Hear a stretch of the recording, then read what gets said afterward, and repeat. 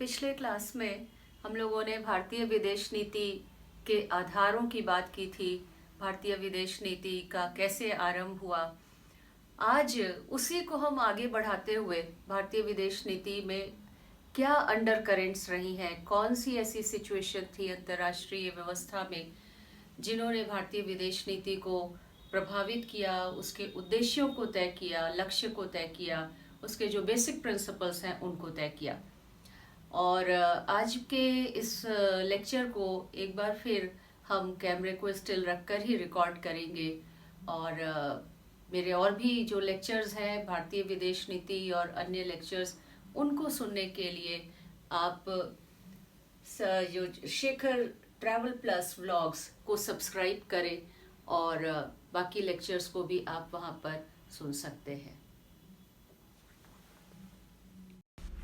अब चर्चा ये करनी है कि द्वितीय विश्व युद्ध के बाद क्या अंतर्राष्ट्रीय परिस्थितियां बनी और भारत ने उनको कैसे परसीव किया, भारत का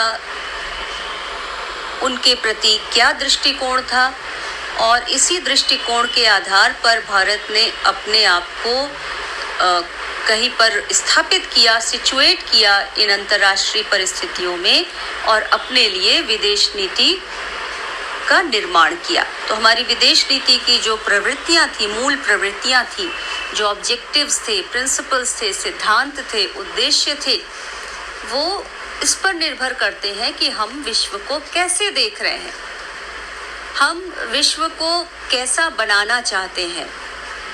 क्या हम एक ऐसा विश्व चाहते हैं जहां पर हम अपनी ताकत बढ़ा रहे हों? क्या हम साम्राज्यवादी ताकत बनना चाहते हैं या हम एक शांतिपूर्ण विश्व का निर्माण करना चाहते हैं?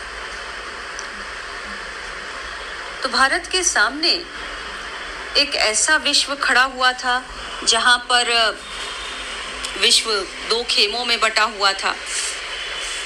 एक ओर साम्यवाद था तो दूसरी ओर पूंजीवाद था। और समस्या यह थी कि दोनों में से किसको चुना जाए या किसी को भी ना चुना जाए, बीच का मार्ग अपना लिया जाए। ये जो चॉइस थी उसको निर्धारित करने में कुछ तत्वों ने भूमिका निभाई। भारत की विदेश नीति को डिटरमिन करने में, उसके निर्धारण में हम कई कारकों को सहायक के रूप में देख सकते हैं। पहली बात, भारत का अपना स्वतंत्रता संग्राम। 100 वर्षों की गुलामी के बाद भारत को अगस्त 1947 में आज़ादी मिली थी। स्वाभाविक है कि स्वतंत्रता संग्राम के दौरान जो तकलीफें आई थी, अंग्रेज़ों का जिस प्रकार का जातीय विभेद का व्यवहार रहा था, रेशियल डिस्क्रिमिनेशन की पॉलिसी रही थी, भारत को एक उपनिवेश के तौर पर देखने वाला जो नज़रिया रहा था ब्रिटेन का, उन सब ने भारत को गहरे तक प्रभावित किया था। तो हमारे जो भारतीय नेता थे उस समय के, वे उपनिवेशवाद और साम्राज्यवाद दोनों के विरुद्ध थे स्वाभाविक तौर पर। और उनके इस विचार का, उनके इस दृष्टिकोण का अंतर्राष्ट्रीय राजनीति पर भी प्रभाव पड़ा। भारत ने जो विश्व के लिए दृष्टिकोण अपनाया, उस पर इस मानसिकता का प्रभाव पड़ा, क्योंकि हम खुद भुक्तभोगी थे और इसलिए हमने किसी भी प्रकार के इंपीरियलिज्म का विरोध करने का निश्चय किया। दूसरी ओर भारतीय नेता 2 वर्ल्ड वॉर्स के कारण जो राजनीतिक, आर्थिक, वैचारिक जो द्वंद्व उत्पन्न हुए थे, जो डिफरेंसेस, जो अंतर विरोध उत्पन्न हुए थे, उसको भी जान रहे थे, समझ रहे थे, और इनफैक्ट इन अंतर विरोधों के प्रिज्म से ही पूरे विश्व को देख रहे थे। तीसरा जो हम तत्व देखते हैं वो यह कि भारतीय नेता उस समय के इस बात से सहमत थे कि यदि समूचे अंतर्राष्ट्रीय समुदाय से होड़, जो रेस थी, संघर्ष, कॉन्फ्लिक्ट, हिंसा, वायलेंस, इसको दूर कर दिया जाए तो हम जो भी विषमताएं हैं, जो भी पॉलिटिकल डिफरेंसेस हैं या इकोनॉमिक जो डिस्पैरिटीज हैं, उनको हम सीमित कर सकते हैं। भारत को अपने राष्ट्रीय आंदोलन की भी स्मृति थी। भारत ने एक वायलेंट मूवमेंट नहीं लड़ा था, भारत ने नॉन वायलेंस के जरिए से आज़ादी हासिल की थी, और ये नॉन वायलेंस किसी कायर का नॉन वायलेंस नहीं था। गांधी जी का नॉन वायलेंस एक ब्रेव व्यक्ति का नॉन वायलेंस था। ताकत होते हुए भी ताकत का इस्तेमाल न करना, गांधी जी इसके पक्ष में थे। तो ये जो एक ऐसा संघर्ष जिस पर आज शायद विश्व विश्वास न कर सके और आने वाली पीढ़ियां तो बिल्कुल भी नहीं करेंगी, कि एक हाफ नेकेड फकीर जिसके हाथ में कुछ भी नहीं था एक चलने वाली लाठी के अलावा, वो ब्रिटिश गवर्नमेंट को झुका सकता है बिना लड़े। वो कविता है ना, दे दी हमें आज़ादी बिना खड़ग बिना ढाल, तो उसी कविता को जीवंत करते हुए गांधी ने किस तरीके से अपने नॉन वायलेंस के माध्यम से भारत को आज़ादी दिलाने में मदद की। तो इस अहिंसक लड़ाई, जो एक अद्भुत संघर्ष था, अद्भुत लड़ाई थी, उसने भारतीय जो नेता थे उनमें एक एथिकल भाव भी पैदा कर दिया था। 1947 में जब भारत आज़ाद हुआ तो उसको ऐसा लगने लगा कि वो विश्व गुरु है, क्योंकि उसने एक अद्भुत तरीके से आज़ादी को हासिल किया था। नेहरू अपने आप को विश्व नेता मानते थे और भारत को एक वैश्विक शक्ति के रूप में देखा जा रहा था। आध्यात्मिक, सांस्कृतिक और धार्मिक रूप से भी भारत का मानना था, भारतीय नेताओं का उस समय मानना था कि हम पूरे विश्व से सुपीरियर हैं, आगे हैं। तो भारत की यह धारणा भी हमारी विदेश नीति को निर्धारित करने में सहायक रही। फिर इसके अलावा भारत का ये भी मानना था कि जो वैश्विक परिस्थितियां हैं उनसे निपटने के लिए किसी एक फॉर्मूले का इस्तेमाल नहीं किया जा सकता है। यानी हर राज्य की अपनी आकांक्षाएं होती हैं, अपने लक्ष्य होते हैं और उनको पाने के लिए वो अलग अलग तरीके अपनाता है। तो इसलिए ज़रूरी नहीं है कि हम साम्यवाद के पीछे चल के या पूंजीवाद के पीछे चलकर ही अपने विदेश नीतिगत लक्ष्यों को प्राप्त कर सकते हैं। हम इससे अलग होकर भी, नई नीति अपनाकर भी हम अपने उद्देश्यों को प्राप्त कर सकते हैं। फिर नई नई आज़ादी पाए भारत के सामने अपनी आज़ादी को बनाए रखने का प्रश्न था, अपनी संप्रभुता की रक्षा का प्रश्न था। भारत किसी भी कीमत पर अपनी इस न्यू फाउंड इंडिपेंडेंस को छोड़ना नहीं चाहता था, खोना नहीं चाहता था। और ये तभी हो सकता था जब वो दोनों में से किसी गुट में शामिल ना हो, दोनों ही विचारधाराओं के साथ सामंजस्य बनाकर चले।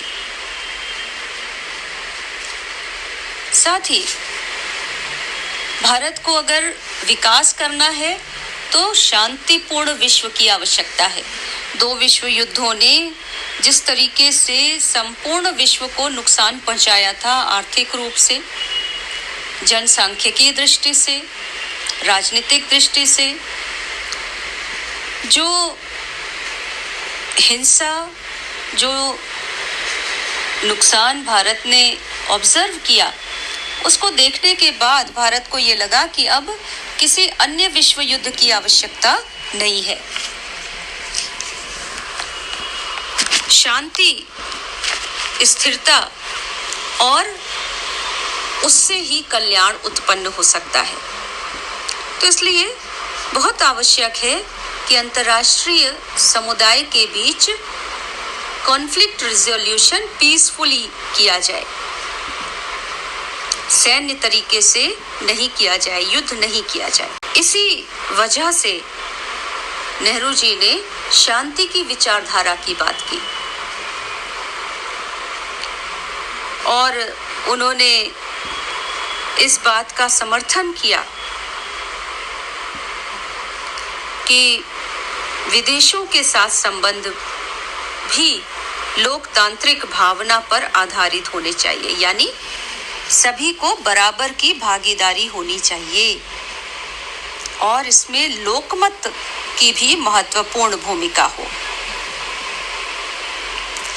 इस प्रकार के विचारों को हम पाते हैं कि भारत ने समय समय पर प्रदर्शित भी किया।